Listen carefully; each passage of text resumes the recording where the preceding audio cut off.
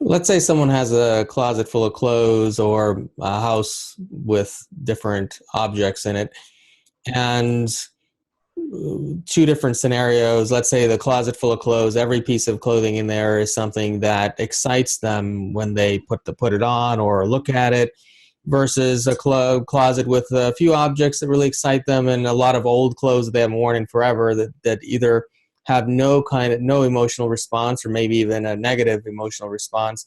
Hmm. Would it be better for individuals to surround their spaces with objects that have very positive, exciting, bring up excitement in them Sure. versus objects that create no emotional response or a negative one? Absolutely. Because again, the whole concept of acting on your excitement has to be done with all the components in alignment. In other words, you act on what excites you the most, where it excites you the most, how it excites you the most, with whom it excites you the most. If all the components aren't representative of your excitement, then you're not really acting on your excitement. So if you have things that don't work for you anymore, the question would be, well, what would be the most exciting thing I could do with them?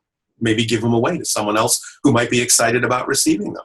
So you have to be in touch at every moment with how you wish to respond in the most exciting way with the things in your life. Because it's not about what happens to you, it's about what you do with what happens. So if what has happened is you have a lot of clothes, to use your example, in your closet that simply don't excite you anymore, well, what would be the most exciting thing you could do with them? Maybe giving them away would be the most exciting thing. You have to ask that question and then act accordingly in order to be continuing to be in alignment with your highest excitement. I mean, sometimes you attract things in your life that are not representative of your excitement, not what you prefer, but you have to use them in a way that is exciting. So, for example, you might attract something momentarily that is definitely not what you prefer, but the question is, how can I see this in the most positive and exciting way? Because it's got to be there for a reason. You have to know that it's there for a reason. You have to act like you know it's there for a positive reason in order to get the beneficial effect.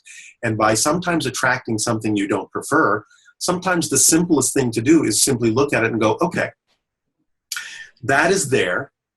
And I may objectively observe that it's not what I prefer, but it's got to be there for a positive reason. Why? Because I say so.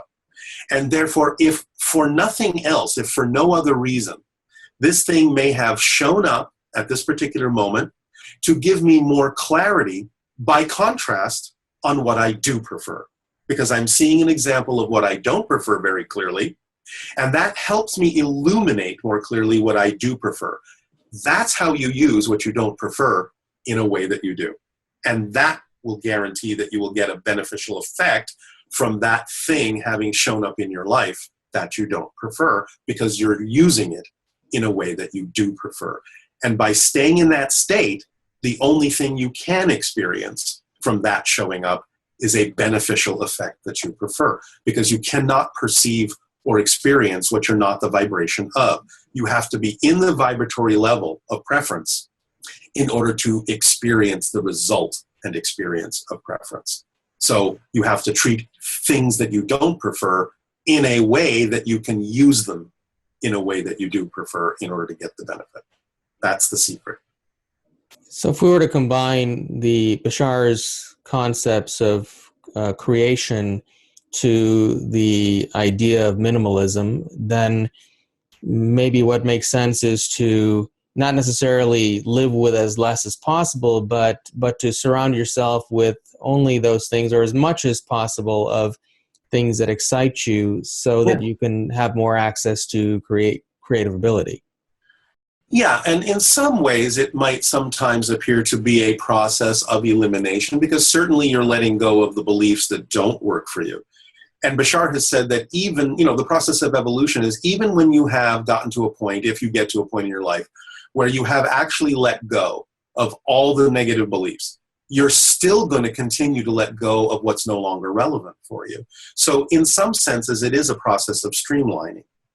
But as you say more accurately, it's a process of making sure that the things in your life are really just those things that are in alignment at that moment with who you are. Everything else at that moment is superfluous and would only, in some sense, clog it up and weigh you down.